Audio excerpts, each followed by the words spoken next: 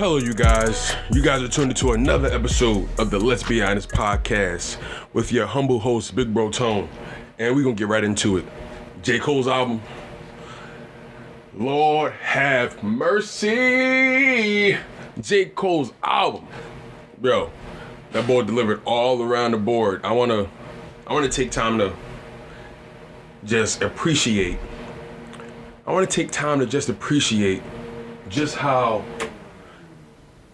Just how much we should be grateful for the presence of a rapper like J. Cole.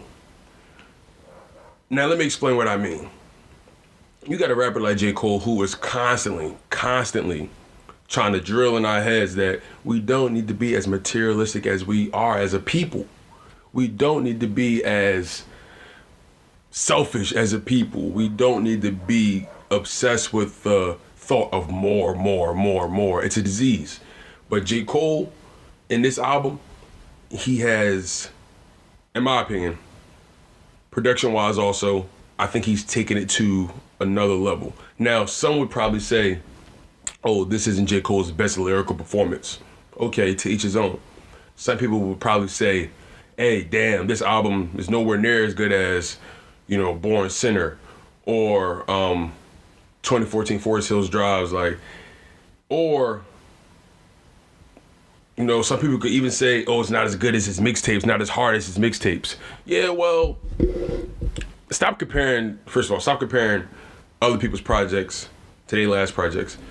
I don't see the point in that. I'm not one to constantly keep comparing project to project from someone's catalog, because 9 times out of 10, that was them in a different light, that was them in a different mindset, that was them in a different moment in their life. And for the most part, you can't expect people to think entirely the same. You can't expect people to talk the same. You can't expect people to just remain the same in general. So, on this album, most of his themes are consistent throughout in regards to, last album, this album. But the last album, which I feel like a lot of people forget about, For Your Eyes Only, that was definitely slept on in my opinion. People say it was Cole's worst album. I kind of beg to differ because, like I said, I'm not comparing them. It's just that I feel like people had a certain expectation for Cole on that project. And when he didn't deliver, when they didn't deliver to their own standards, people was like, oh, he gave us bull crap. He didn't give us no bars. The fuck is he doing? Like, he's singing and shit the whole album. Well, listen, that man going through transitions in his life. He just got married recently, I guess the past 2 or 3 years maybe. Just had a daughter. He going through all the transitions that anybody would probably go through. He's just a musician and he's emulating those emotions through the music. That's what you're supposed to do. He's a musician, he's an artist. So I don't know why people hold that against artists for growing or trying to share something personal through the music. And besides, he even said the album, it's titled For Your Eyes Only, is in the title. So I digress about that. Let's get back to this album he just dropped on 4/20 KOD. Now, for those of you who are unaware, 4/20 is the national holiday for all pot smokers to smoke your brains away. And nonetheless, we all indulge to a degree, but the strategy behind dropping this album on that day, we're going to break it down in tiers. We're not going to just jump right into the album, because this whole episode might just be about this album. That's how great it is. You know what I mean? Cole, God MC. Kendrick is my favorite rapper, but J. Cole up there. He's a God MC. Like, I feel like I don't give him enough credit. Just because maybe he's not around enough, or he doesn't do the feature thing. He doesn't really associate with other people in the game, maybe besides Kendrick or, his team or whatever, or Hove. But I digress. This album, he released it on 4/20, and he knew what he was doing, in my opinion, because everybody's gonna be chilling, listening to music. Why not give them something dope to vibe to? It's just that simple. It makes perfect sense, because I know, like when I smoke, I like to catch a vibe. I like to listen to music. I like to just be in that zone. And if you listen to Cole album from beginning to end, he got 3 two guaranteed, in my opinion, radio records. Those are like the two radio records, which are KOD and ATM. If you listen to the album, you know the songs I'm talking about. KOD and ATM, those are definitely the two radio records by far. But if you really listen to the album, sonically,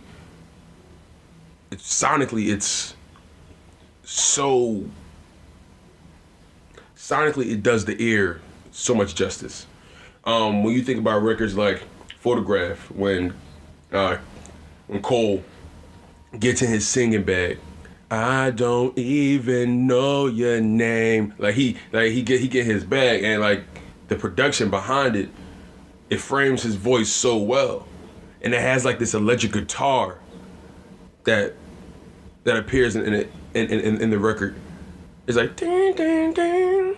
Like this shit is crazy. Like I'm breaking this down, not just lyrical, but just production wise. And I'm not a musician. I don't know musical notes or tones, but I know when something sounds good and when something just doesn't. And that man did something different on these records. I wanna go down. So like I said, we're gonna break it down in tiers.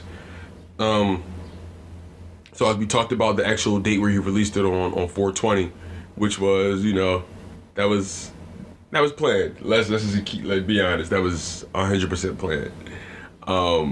And he didn't even give us a real heads up. I think he posted one thing, we knew about it, then 4 days later the album dropped. So he definitely didn't give us any true expectation. He just dropped it, boom.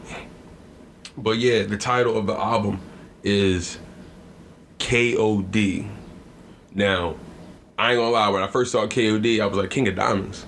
But then I thought to myself, nah, that's not Cole. Cole don't be on that type of time. So, just to give us all a heads up, Cole even posted on his Twitter what the title could possibly mean. It meant one of three things, or it meant all of these three things.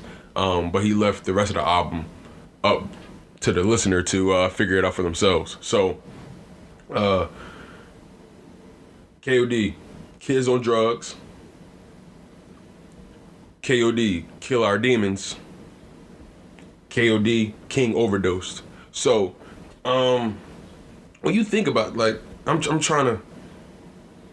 So the first two are easy in my opinion. Kids on Drugs, obvious. We live in a generation. We're living in a generation right now, an era of hip hop where most of the rappers, Xans, leans, pills, we in that pill popping stage of hip hop right now. Whereas though, hip hop goes through its drug stages or its drug popularity stages, if that makes sense. There's a period of time where, it was all about the chronic, the weed and shit. Then, eventually it became about, I want to say, the scissor. Like lean was there, then left and it came back.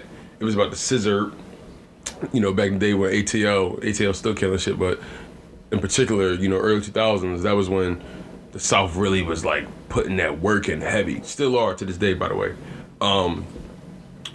What else was popping? So I said the lean. I said, early on weed.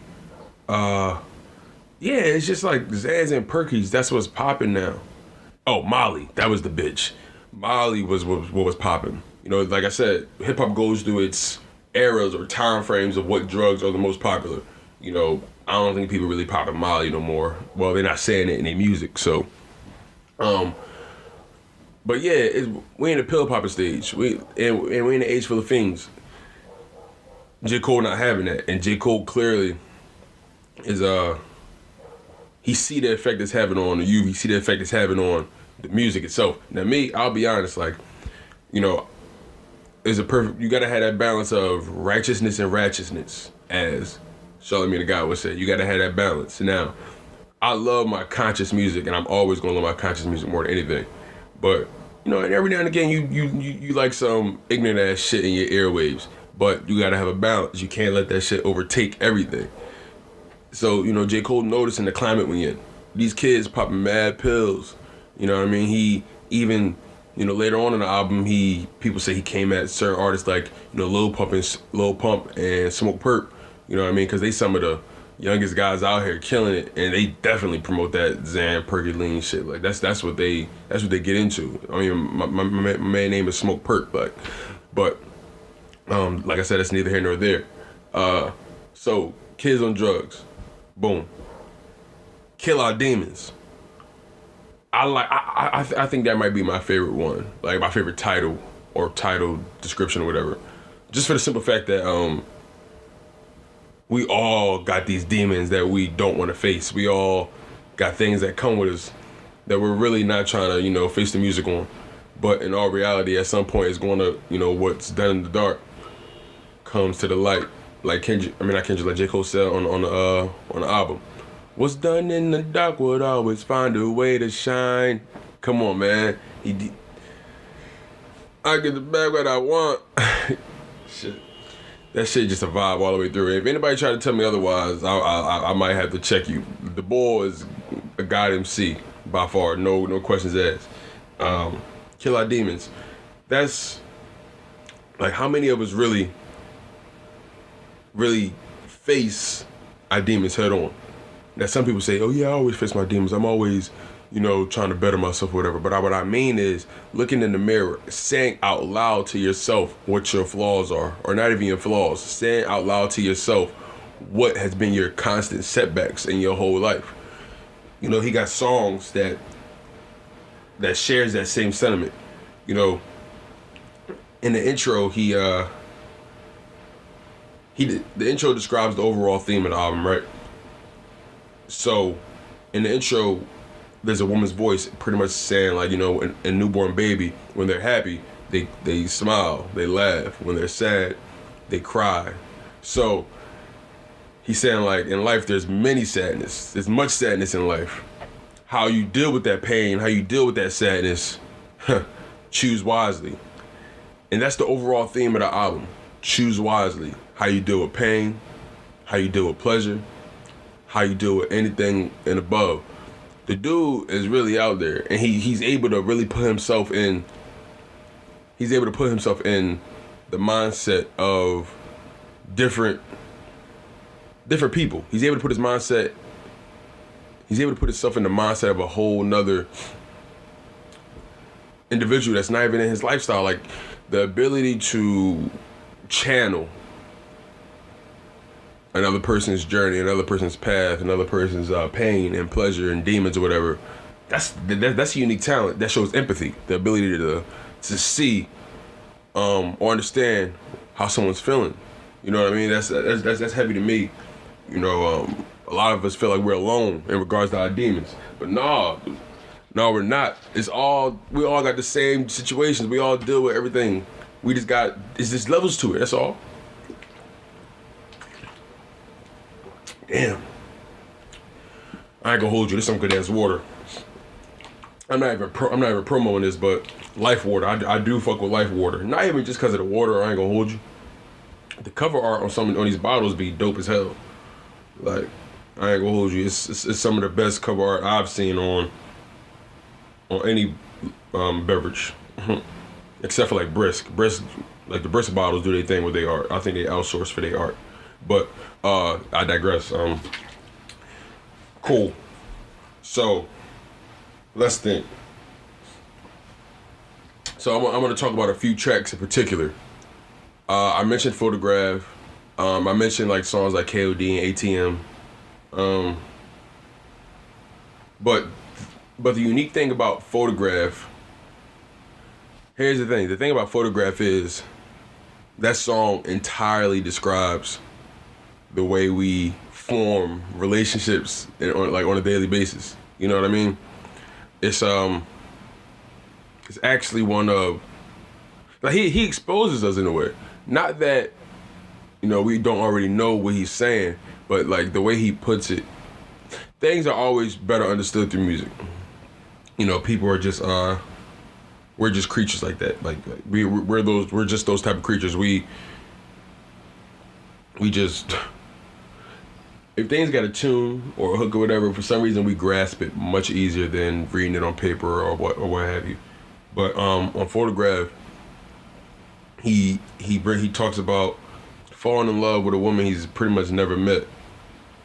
All he knows is her through social media. That's all he knows. But then he goes into the fact that due to that over saturation of us being caught up in the whole social media relationship game, due to that oversaturation, it's caused us to been incapable of, you know, especially for males, it's put us in positions that we can't even go up to the woman that we want and just go and just talk to her. Like, it's crazy. It's crazy. Like in the song he mentioned, like I think on a hook or something like that, he mentions, you know, these niggas got that, you know, these niggas, you know, slick with the talk, but not me. I ain't come here to play. You know, it's honestly just I don't want to say obvious. It's a perspective that we all know of, but we all need it. Like we all need a perspective that's outside of our own. And when you constantly on social media doing your thing on there, you don't think about the overall effect it's having on your state of mind on a regular basis. You know what I mean? You're kind of living in a fantasy world. And don't get me wrong, I fuck with social media just for the business aspect of it. I think it's so dope that you can, you know, just market yourself and create an online business just from your cell phone. I think that's one of the dopest things ever. But when it comes to relationships, saying, you know, finding love through that shit is I don't think it's hard. It's possible. Don't get it twisted. But I just think that you can't just be a pain on somebody based off the social media game. And that's pretty much what Cole's saying. You know, he pretty much said, love today's going digital and it's messing with my health. Straight up. It's just that simple, straight up. We gotta Cole saying something to us. But then to make matters even worse, you know, nobody really trying to hear that shit. Well, like, people always be like, oh my God, Cole wants some serious ass shit. Well, I need, like I said, that ratchetness and righteousness, man. People need to find that balance. I'm all about it. But yeah, let's move on to another song that I felt was dope. He got a track in there entitled "The Cutoff," where he addresses people in his life that he feels he's given so much, but he doesn't receive the same in return. You know, he considers. It's funny because, you know, in the song he even considers retaliation towards his people, be it if they were disloyal, be it if he was taken advantage of, or whatever may have you. But he feels like he should retaliate against these people. But for the most part, he checks his psyche, he checks his ego, he checks his own biases and says, you know what? This is actually God's work. It's not my duty to seek vengeance. Revenge is God's work, and that's so heavy to me. The ability to step outside yourself, and that's something I always tell people. You got to be able to step outside yourself to truly understand the situation. If you just worry about how you feel, then it will always backfire. You gotta seek other points of view. You got to seek other perspectives. You got to be empathetic. Shit, it's just that simple. How many of us think that we've gone above and beyond for certain people, put ourselves out there entirely, just giving them the world, and you feel like you haven't received the same in return, or you just feel like you've been taken advantage of, or you just think your efforts are minute, they're for nothing. A lot of us feel that way. We go through this shit every day. People, it could be something as simple as, hey, listen, bro, I got this job that I might be able to pull you into. You know what I mean? I think I might be able to pull some strings. I got you. All right, bet, bro. I appreciate that. Yeah, I got you. All you gotta do is show up here and wear this and do that and say this and you good. You should have had a job. All right, but niggas don't show up. That's the kind of shit that's like, yo, I'm putting you in a position, you taking advantage of my resources, and you just making me look like an asshole. That's the situation, in my opinion, where I feel like you might have to cut some people off. They just not putting themselves in position to just be better. They're not taking the opportunity. I was just watching. I think this relates, so I'm just gonna mention. I was just watching Joe Budden's new content, Pull Up. You know, featuring Wayno, Charlamagne the God, Mano, Joe Budden. You know, of course, his guys and everything. Yeah, his new content he just started putting out, and also featuring Casanova. Now, Casanova said something that was real pertinent to me that caught my attention. He said He said a lot of people get mad at certain people for not, changing or growing or just not being better people, after just not doing what they're supposed to do. He said that people judge people in their situation and always say, yeah, you never doing this, you never doing that. Why can't you get your shit together? All right, cool. You want me to get my shit together, but you're not giving me no outlet. And that spoke to me a little bit because he said, listen, at the end of the day, when you got certain people around you and you expect them to support you, at the end of the day, they wolves, and you got to feed your wolves. If you want your wolves to protect you and be down for you, you got to feed your wolves. So bottom line, you can't just tell your wolves to go out and get it. You're not giving them no kind of direction or sense of purpose. Feed your wolves. Give your wolves some direction. You know what I mean? Give them an opportunity. And that's when people will begin the process of changing. You know what I mean? But then, this comes J. Cole's part. I do put you in position. I do give you what you need. I do try to look out, and you still bite my hand. You still fuck me over. You still do me dirty. So it's you're damned if you do, damned if you don't. You know what I mean? It just comes down to the type of person you are. If are you the type of person that will constantly always reach out and help people no matter what the circumstances, no matter what you get out of it, or are you that person that eventually will stop helping people because you feel like you've been taken advantage of so much that you don't even want to waste your time anymore? Or are you that person that just don't care about helping people in general? That's just not your style, bottom line. I would like to say I'm a person that's more on the former. I'm someone who's going to, no matter what, try to be in your corner. But at the same time, I do believe in the stove being hot after I've touched it the first time. So if you show me your true colors, after a certain point, I can no longer condone your behavior or give you the resources you need to keep that behavior going. Even if sorry, y'all, I had to go pay the bills. And we're back. But yeah, we was talking about J. Cole's album, and hands down might be the best album of 2018 so far. Now, I didn't want to, it's hard just throwing that out there because I feel like Nipsey album can't be overlooked. You can't overlook a cover project, but so far my two favorite projects, as far as albums, as far as quality of music, as far as content, no doubt, my two favorite albums of 2018 so far have been Nipsey Hussle's Victory Lap and evidently KOD. Those by far have been the best total projects released in 2018 in hip hop. People think people always say hip hop is on a downward spiral in regards to quality or whatever. Nah. I forgot who I was talking to, but I mentioned that hip hop, in my opinion, it shouldn't grow vertically. There shouldn't be necessarily a hierarchy unless you're talking about just credibility or repertoire, what the work you've put in the game. That's the only hierarchy there should be. But I believe that you can't expect hip hop as a culture, as an art form, to just grow vertically. That's not how it works. I think it grows horizontally as far as spread, outreach, different versions of it.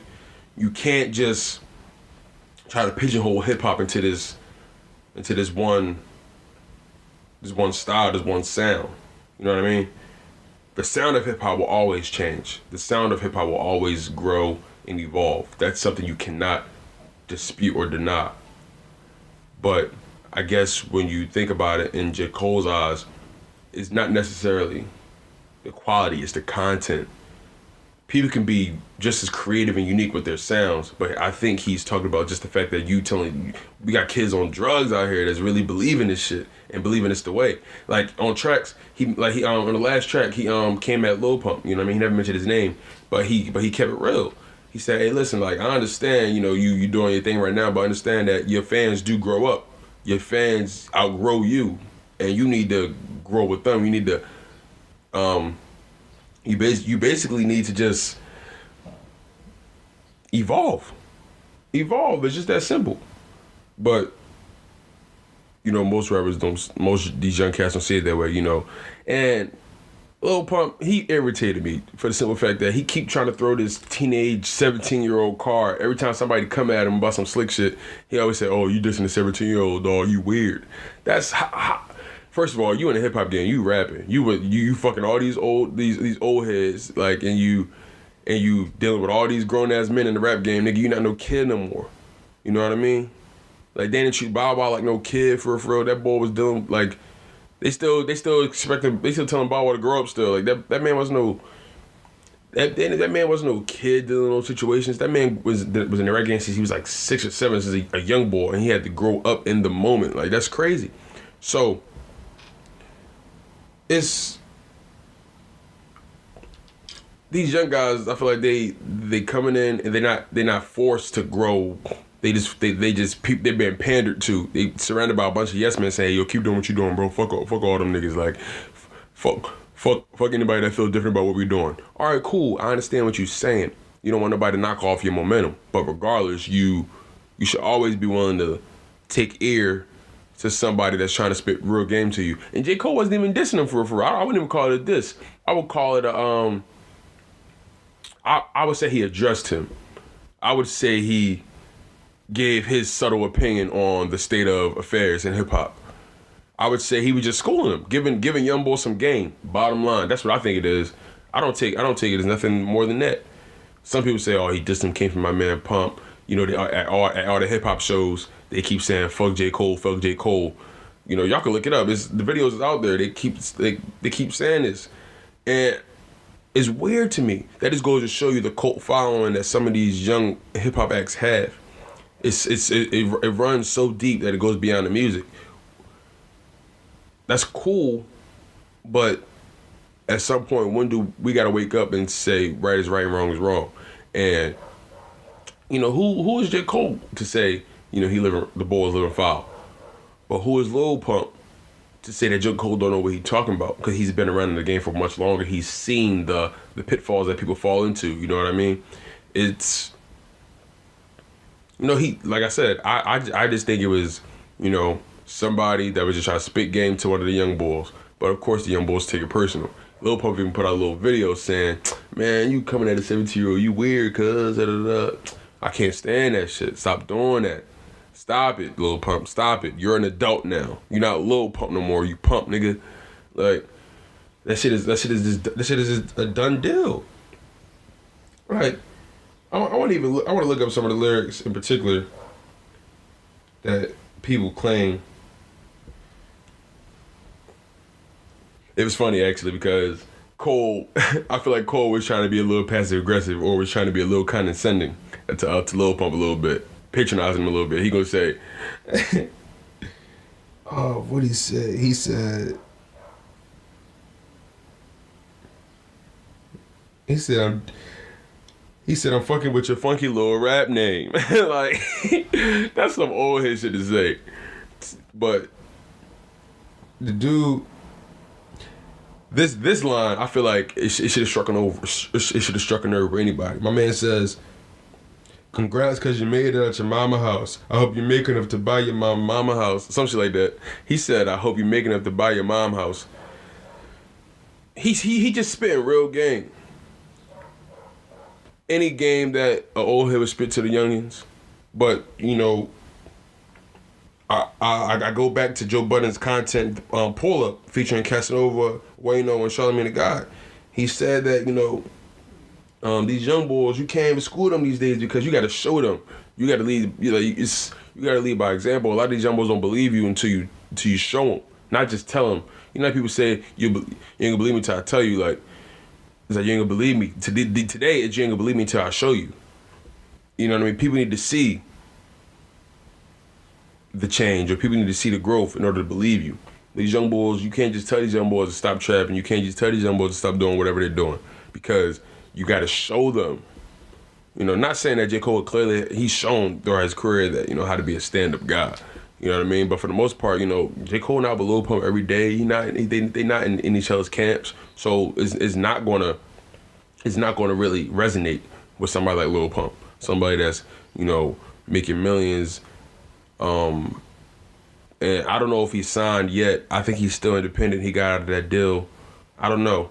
Right after Gucci Gang came out, I don't know if he's independent or signed, because I know he was in talks with Khaled or whatever. But you just can't expect people. That's why I feel like the way I think sometimes is underappreciated. I consider myself somebody that's very neutral. Let me explain what that means. I'm capable. When I say neutral, I mean that I'm capable of seeing both sides of an argument. I'm capable of understanding what you meant and what you meant, even though I may not agree with what either you probably meant. You know what I mean? At the end of the day, is what you said. Regardless of what you said or even meant, I may not agree or I may agree. But regardless, what the point I'm trying to make is I'm capable of seeing both sides of an argument. Not many people can do that. People say they can, but no, people just not. It's not as easy as you think. People get so caught up in their own biases. People get so caught up in their own confirmation biases. It's unreal. We can't, as humans, it's hard for us to step outside ourselves, But nonetheless, we do it. We do our best. I can't speak for other people. I can only speak for myself. And I know that, I'm human. I have my little slip-ups or whatever, but for the most part, I'm capable of seeing both sides of an argument. That's why I'm not really, I'm opinionated when it comes to things I care about, but I'm not a strongly opinionated person regarding how you live. Hey, listen, I'm gonna speak my piece. I'm gonna do my best to put you in a position. Other than that, I cannot change the way you move. You know what I mean? At a certain point, you gotta let people be people and let people grow and have their own growing pains.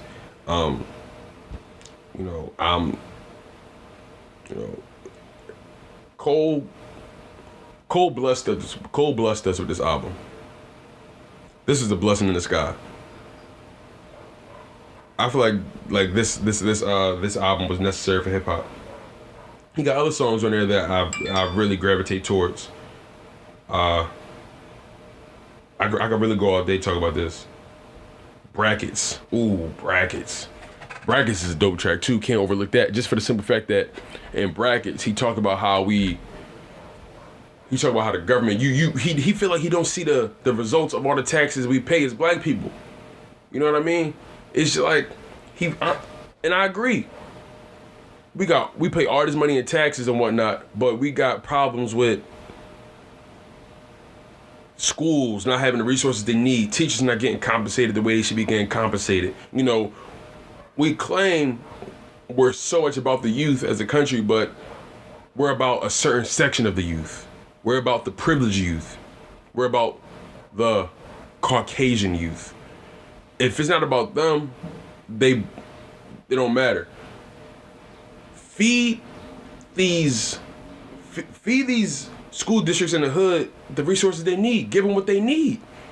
And not just about that, just about the fact of, in the song, he has like a little snippet inside the song where he just got his first $1 million check and he get a call from his Uncle Sam saying, hey, I need half of that. He gonna say, yeah, you can suck half of this dick, nigga. We so caught up in these tax brackets and we so caught up in trying to, be the highest, of the elite or whatever. We never worried about the groundwork, the foundation, the grassroots, the ones that we really should be catering to, whatever, these taxes.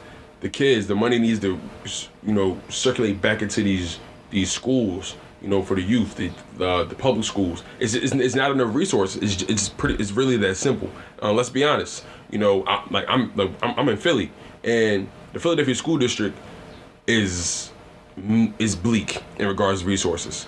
And I could tell you that growing up in the Philadelphia school system is just not. They close after school programs all the time. Sports programs always getting closed all the time. It's never enough things for these kids to do after school. That's why they be getting into all kind of stuff. You know what I mean? That's what J. Cole talking about in his brackets. You know what I mean? We gotta see the results. We gotta put our money where our mouth is with our youth.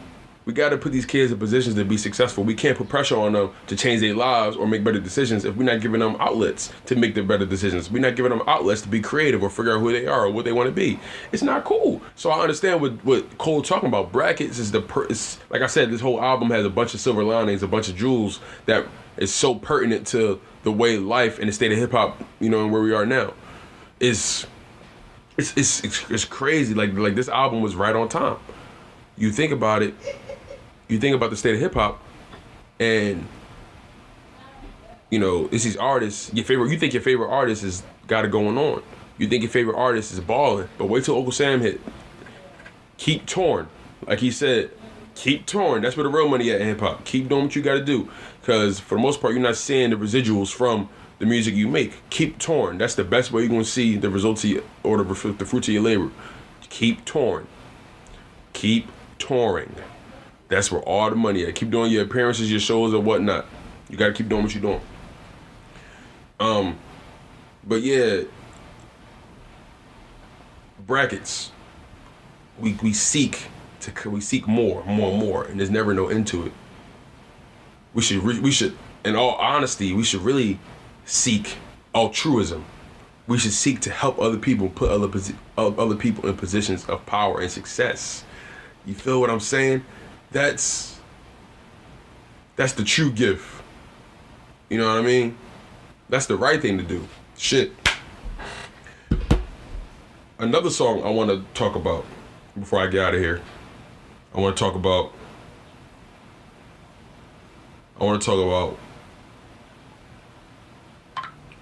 Wanted Addict, which is about his mom, clearly.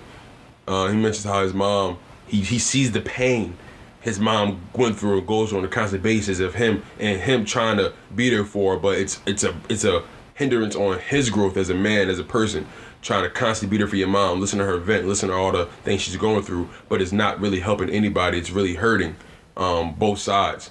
You know, he mentions that he saw the pain his mom was going through due to his father or stepfather cheating on her, and how the drugs, the alcohol, or what have you, you know, took a toll on her body.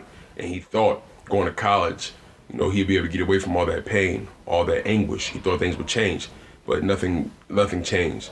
You know what I mean? You ever heard the term once an addict, always an addict? He cut that in half, just once an addict. She was once in that position. He gave his mom, you know, so much that she was able to come back from that. And, you know, sometimes all your parent needs is just seeing their children succeed to change their life. And that's so heavy to me. I feel like in hip hop, it's not enough people being this personal in their music. I do feel like we live in a state of hip hop now where people are allowed to be themselves more, or people are allowed to, you know, have free reign of expression. Back then, I feel like it was more gatekeepers. It was more boxed in about what you could put out in your music, and, you know, how you could express that. You know what I mean? You know, people, they probably call you soft or whatnot in the past. But now I feel like you're able to be more personal in your music. And I wish people were more introspective in their music the way Cole is. You know what I mean? But I need to get my ass to work in the next couple hours. So, because, you know, your boy got a day job. So you guys were tuned in to another great episode of Let's Be Honest Podcast. That J. Cole album, if you haven't listened to it already, please go check it out. Go check it out. I always try to put people in position to listen to dope music. I'm a sharer. I love it. I love this shit. I love hip hop. I personally feel like hip hop saved my life. But again, you guys were tuned into another illustrious episode of the Let's Be Honest Podcast with your humble host, Big Bro Tone. Man, I love you guys so much, and I appreciate you guys so much. I love the support I'm receiving through social media, and because of the podcast. I'm loving all of it, and I'm loving all the people who aren't supporting, because that just shows the balance in the universe, and that's what's life without balance, right? So, once again, you guys were tuned in to another decadent episode of the Let's Be Honest Podcast. I'm your humble host, Big Bro Tone. Stay humble, stay healthy, and stay hungry, most importantly. I love you guys. One love.